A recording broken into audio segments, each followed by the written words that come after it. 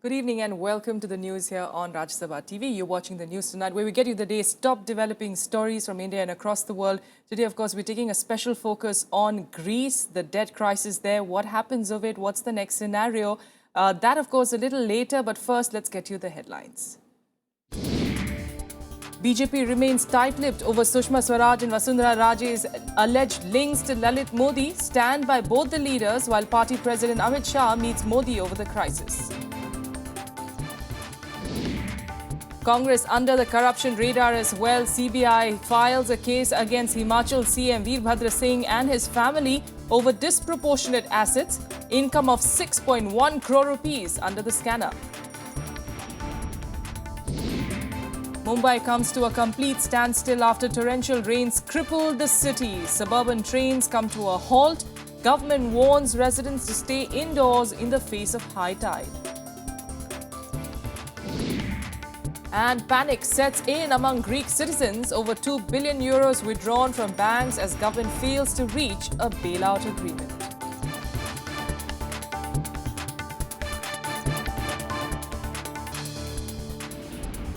First, the top national story, stonewalling the opposition's demands for the resignations of External Affairs Minister Sushma Swaraj and Rajasthan Chief Minister Vasundhara Raje. The BJP today went into damage control mode on the case involving former IPL chief Lalit Modi.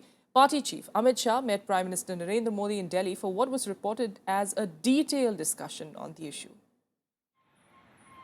After 2 days of silence, the BJP rallied behind Rajasthan Chief Minister Vasundhara Raje on Friday. Claiming that the opposition had no case against her, it ruled out her resignation. Vasundhara जी के संदर्भ में जो प्रश्न आप लोगों ने उठाए वो प्रश्न ही काल्पनिक थे।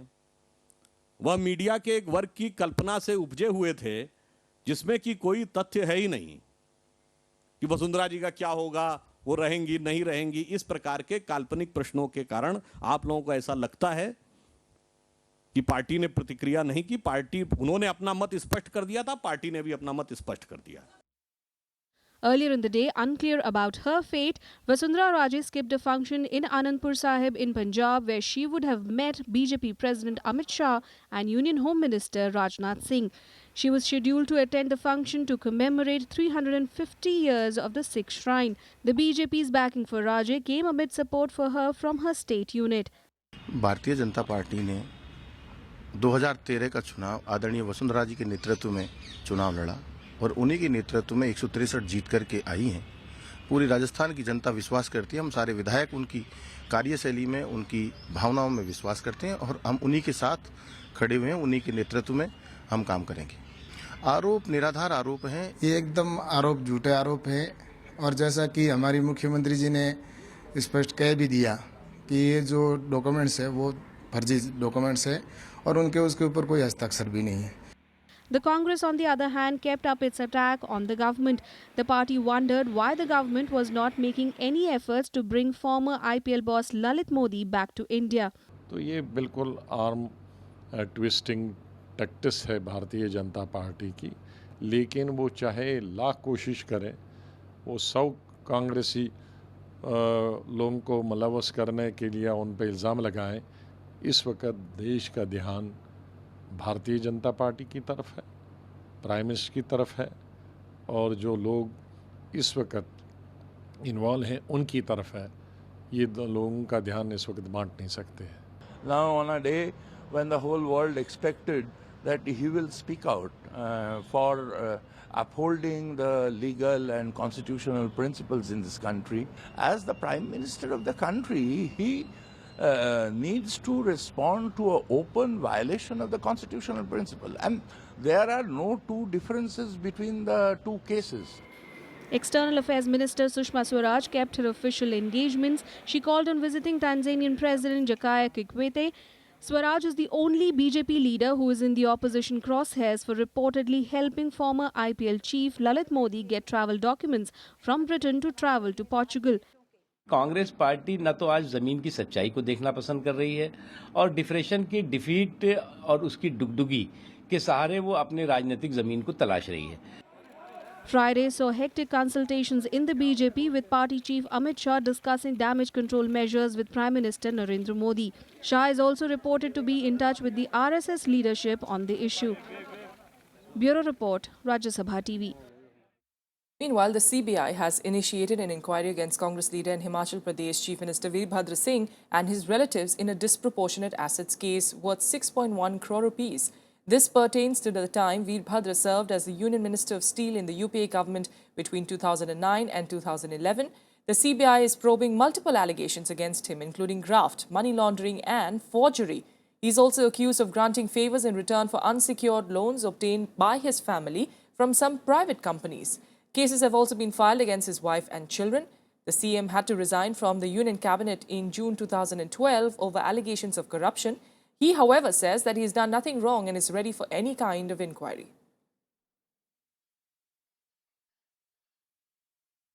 In other news, Prime Minister Narendra Modi met the President of Tanzania at Hyderabad House in Delhi on Friday. The two leaders and their delegations held bilateral talks during which the agriculture, manufacturing, oil and gas, mining, transportation and ICT were the top areas of focus. The Prime Minister also extended India's cooperation to Tanzania in various sectors, including counter-terrorism, natural gas and maritime security. The Tanzanian president is in India on an official state visit, his second in the 10 years of his leadership. And now Mumbai came to a standstill today as heavy rain battered most parts of the city. Normal life was paralyzed as incessant rains disrupted both road and rail traffic, causing inconvenience to thousands of commuters. Chief Minister Devendra Fadnavis took stock of the situation and appealed to Mumbaikars not to come out of their homes unless necessary. Mumbai completely thrown out of gear as torrential rains battered its suburbs. Non-stop rain since Thursday night resulted in massive waterlogging on roads and railway tracks. Suburban train services were cancelled, leaving thousands of commuters stranded. 5 घंटा हो गया रुका है हमको जाना है अंधेरी कब पहुंचेंगे क्या मालूम नहीं अभी तो कुछ कर नहीं सकते लेकिन बारिश के राह देख रहे हैं कब खुलेगा ऑफिस में भी जाके देखना है कार्ड पंचिंग हो गया ड्यूटी पे कैसे जाने का Situation is being reviewed constantly by the railway administration at Mumbai area. We are informing people through constant announcement at railway stations, the regular announcements uninterrupted. We are using social media platforms like Twitter, Facebook to inform people about the situation of the train movements. The heavy downpour affected flight operations as well. Several outgoing flights were delayed while the incoming ones were diverted.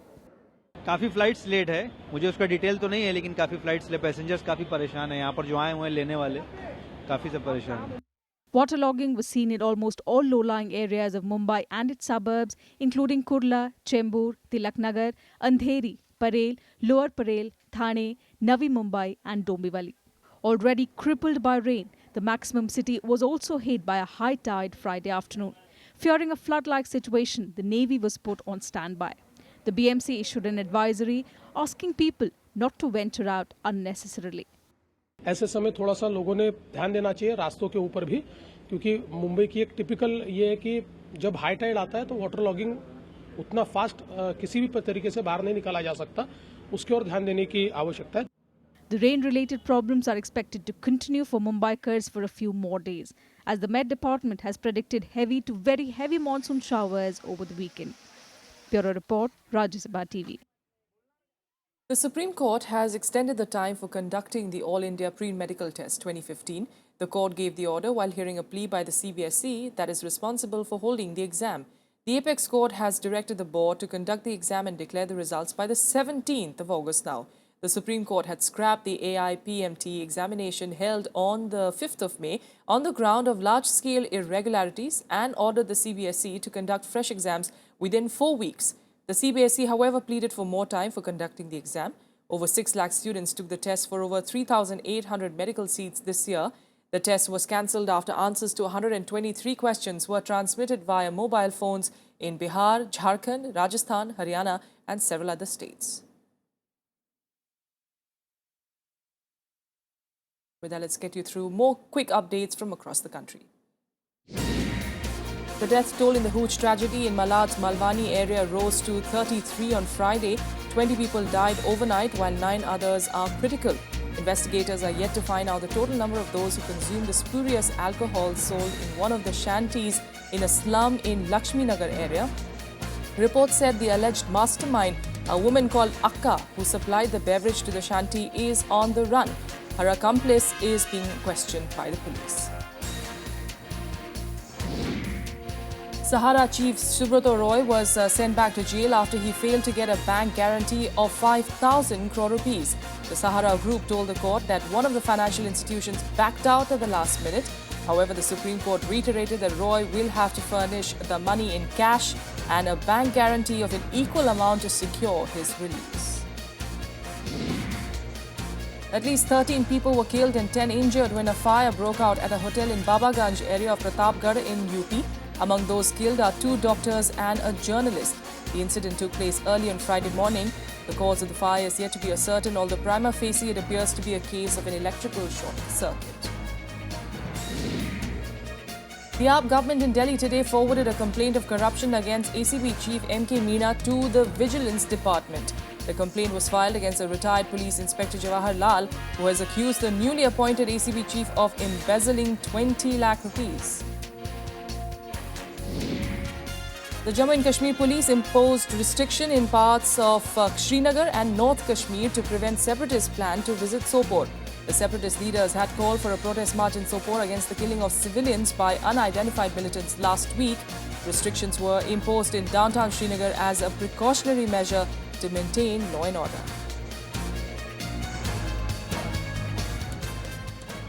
With a quick break here, up next, international news, and Obama is seeking gun control in the US in the wake of the Charleston massacre. Details ahead.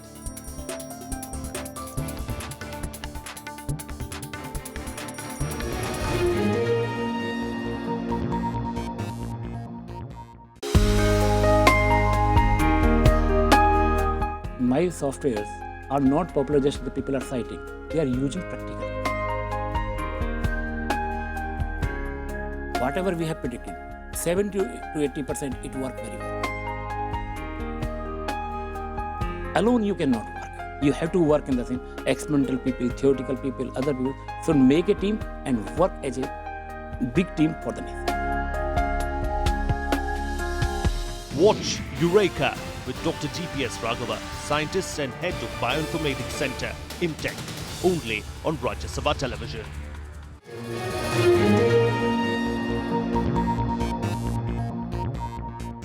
Watching the news tonight. Now let's get you some international news. And Greece is facing a full-blown banking crisis after Eurozone finance ministers failed to agree on steps to prevent the country from sliding into a debt crisis. The European Central Bank's Governing Council held an emergency session for an increase in the emergency liquidity to Greek banks. Meanwhile, an emergency summit of European leaders has been called next Monday as a final attempt to resolve the crisis. In Greece, the protests are giving way to panic. Many people are withdrawing savings. Nearly 2 billion euros were taken out of Greek banks this week. The withdrawal started after European officials and the International Monetary Fund on Thursday failed to strike a deal on Greece's bailout program. The nation is dangerously close to a default and a possible exit from the Eurozone. No one is buying assurances from the Greek Central Bank chief that the banking system was stable. Πολύ πιθανό. Υπάρχουν τεράστιες διαρροές από τις ελληνικές τράπεζες. Πολύ πιθανό να γίνει αυτό, όλοι το αποφεύγουμε. Βέβαια, αν γίνει αυτό, το επόμενο βήμα είναι το χάος και η καταστροφή. After the talks collapsed within an hour of discussions, the European Union called an emergency summit of leaders for Monday in a final push to prevent Greece from going bankrupt. European leaders say the onus is on Greece to enforce tough reforms. What we need is credible measures which fill in the fiscal gaps which are still in the talks, and credible measures to bring the economy back on track. And the big question is whether the Greek government is prepared to take them, because they are inevitable, they are necessary for Greece. And if they're not prepared to do that, then they are taking a big risk on the future of Greece. Dialogue, discussion, confrontation s'il le faut, mais avancer dans ce dialogue. Et c'est possible. Les différences ne sont pas aussi grandes qu'on voudrait le dire. Greece needs to urgently strike a deal or face default on a 1.6 billion euro loan repayment to the International Monetary Fund. It risks having to leave the Eurozone and possibly also the EU. But the European Commission, the IMF and the ECB are unwilling to unlock bailout funds until Greece agrees to reforms. Bureau Report, Rajya Sabha TV. All right, for more on this, we are joined by TK Arun, who's the editor of opinion at the Economic Times, joining us now from the capital. Arun, give us a sense really of how serious this could mean for not just Greece, but even the European Union as a whole. For the European Union, actually, this would be right now a political problem rather than a financial or economic problem. Greece is a small country. Its population is smaller than Delhi's. Its economy is 2% of European GDP combined. So earlier in 2012, when a similar prospect of a Greek default loomed large, what had happened was that the yields on government bonds in all the southern European countries, which were also in trouble, shot up. But that doesn't seem to be happening now. The sentiment right now is that if worst comes to worst and Greece exits the European Eurozone and even the European Union, the damage will be contained to Greece per se. But it will show up the European Union project as being not being so irrevocable. So it will be politically damaging. I don't think it will be economically that damaging. All right. One of the scenarios, of course, that a lot of reports and a lot of financial institutions, a lot of financial experts are coming up with is that, perhaps Greece and EU agree on a holding deal. That, they do release a bit of money in return for some reforms, which, of course, the EU has been asking for example, in the case of spending, for example, in the case of pensions. Do we see a scenario like that eventually happening? Because Greece is about less than 2 weeks for that debt deal to run out. Yeah, I think that is what is most likely to happen, because it is not in anybody's interest for actually Greece to stay, stick to its bargaining position and not move even 1 inch forward. It will have to yield some reforms. It will have to agree to some kind of the fiscal discipline that is being asked for. And in return, I'm sure the European Union will be willing to reschedule the debt even further. All right. And very quickly, today so some the reports... summit that has been scheduled for next Monday... Yes, go ahead. Yeah. Arun. Yes. So the summit is the place where this kind of a bargaining would probably take place. All right. Monday is eventually when perhaps we can see some kind of deal that eventually gets worked out for Greece and EU as well. Thanks so much, Arun, for joining us with those details there. We'll have to wait till, of course, next week to see what eventually happens of Greece there. Meanwhile, let's head on to some more international news. In fact, that's coming in from the US. Charleston shooting suspect Dylan Roof has been charged with 9 counts of murder. According to police officials, he shot 9 people at the Charleston church to start a race war. The South Carolina governor, Nikki Haley, has said that Roof should face execution. Meanwhile, US President Barack Obama said that such violence does not happen elsewhere in the world, and it's high time that America came to grips with that reality. Dylan Roof is yet to make his first court appearance. 21-year-old Dylan Roof was arrested after a 14-hour intense manhunt in connection with a horrific attack at a historic African-American church in South Carolina. Police officials claim Dylan shot 9 people inside the church simply because they were African-Americans, an apparent act of hate crime. Roof is in a detention center after he waived his extradition rights. If you think about what he wanted to do, there only had to have been hate in his heart. I have come to that realization. There's no other way around it. There had to have been real hate in his heart. But he was hoping to divide this state and this country. And what he doesn't understand is by what he did yesterday, all he's going to do is bring us a lot closer together. Other leaders too called for unity. Obama called it a senseless murder and an issue of grave concern, saying such quantum of gun violence does not occur anywhere else in the world. His former colleague and now a presidential candidate Hillary Clinton said the US needs to face hard truths about racism and guns. This is not the first time that black churches have been attacked.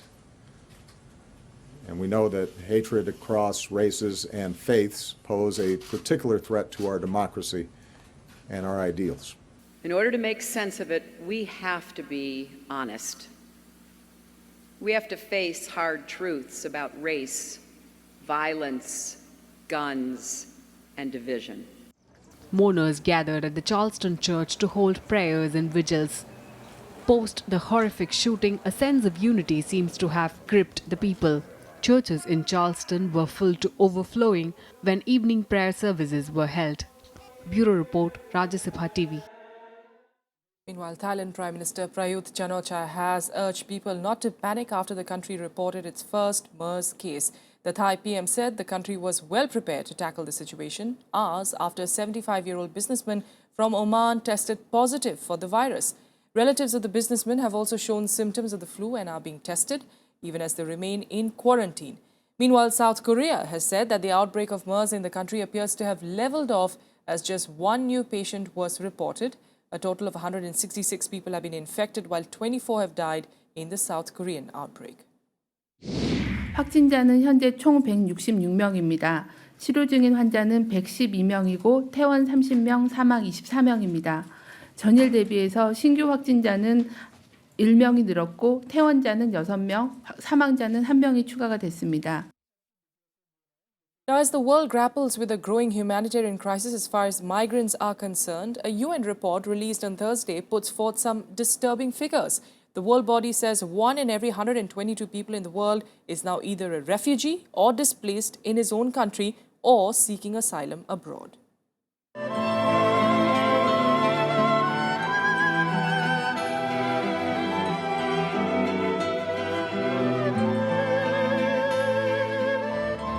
Living on a hope and prayer. As these Muslims observed the first day of Ramzan, they are praying to survive in a foreign land in often hostile conditions, living at the mercy of the country they have sought asylum in. On the rocky shoreline of the Mediterranean that these people have called home for over a week now, these mostly African migrants are hoping against hope to cross the French border, the next step on a journey to Northern Europe. They have been unsuccessful so far. Not far away in the seas around Southeast Asia are thousands of migrants from Myanmar and Bangladesh and some from Sri Lanka looking for a safe haven. A report says at any given point in time there are at least 1,000 migrants who are stranded at sea here, running away from atrocities they face at home and abandoned by those who promised them a better life. A UN report presents a terrifying picture of the migrant crisis. It says that nearly 60 million people across the world were forcibly displaced at the end of 2014. This is the highest number ever recorded of people forced to leave their homes. To put the figure into perspective, 1 in every 122 people in the world are now refugees or internally displaced or seeking asylum elsewhere. We don't have the capacity and essentially we don't have the resources to support all the victims of conflict around the world and to provide them with the very minimum level of protection and assistance. We are no longer able to pick up the pieces. More than half these refugees are children, all victims of conflicts in their countries. Last year, almost 14 million people were added to the swelling number of refugees. There are over 38 million people who are displaced inside their own countries. So this is the moment for the international community to renew its commitment to the 5th UN Convention. This is the moment, first of all, for those countries that have leverage, that have influence on the parties to the different conflicts we are facing, because they support them with money or with weapons or because they have influence in the region, to come together and to put an end to this multiplication of conflicts we are witnessing. Sometimes fleeing war, sometimes in the hope of a better future, sometimes just escaping being in the wrong place at the wrong time. The conflicts that affect them are often not theirs. Mostly they are thrust upon them. What these refugees need is a more compassionate outlook from the world at large. Bureau Report, Rajya Sabha TV. With that, let's get you more news from across the globe in Global Buzz. The Malaysian Navy and maritime officials on Friday announced that the hijacked oil tanker Orkim Harmony had been released by pirates. The ship, hijacked on the 11th of June off the Malaysian coast, is being escorted by the Navy to Malaysia's Kuantan port. The hijacking is the second seizure of a tanker by pirates in Southeast Asia this month, raising concerns over increasing piracy in the region. In Denmark, the centre-right opposition, led by former Prime Minister Lars Rasmussen, emerged victorious in elections, amassing 90 seats to the 85 of the Red Bloc, led by Prime Minister Thorning-Schmidt. The Danish PM said has in fact conceded defeat, putting an end to her 4-year tenure as head of a left-leaning government. Of the 179 seats in the Danish parliament, 175 members are elected in Denmark, with the remaining 4 coming in from Greenland and the Faroe Islands. A 4th U.S. citizen, Samuel Ramin Topaz from New Jersey, has been arrested in the greater New York area on allegations of supporting the Islamic State. He was charged with conspiracy to provide material support to the group. He was remanded without bail after being arrested at home and faces 15 years in prison if convicted. Britain's longest-serving Indian origin MP, Keith Vaz, was re-elected as chairman of the Parliament's Home Affairs Select Committee in UK for the 3rd time. In elections held on Thursday for one of the most powerful select committees in the Commons, Vaz won by 412 votes to 192. And with that, changing track, let's get you all the sporting buzz in Sports Beat. India's ODI captain MS Dhoni and debutant Bangladesh fast bowler Mustafizur Rahman have been fined for their collision during the first ODI match in Mirpur on Thursday. Dhoni has been docked 75% of his match fee, while Rahman lost 50% of his. The incident occurred in the 25th over of India's innings when Dhoni set off a single and collided with Rahman, appearing to shove him out of the way with his forearm.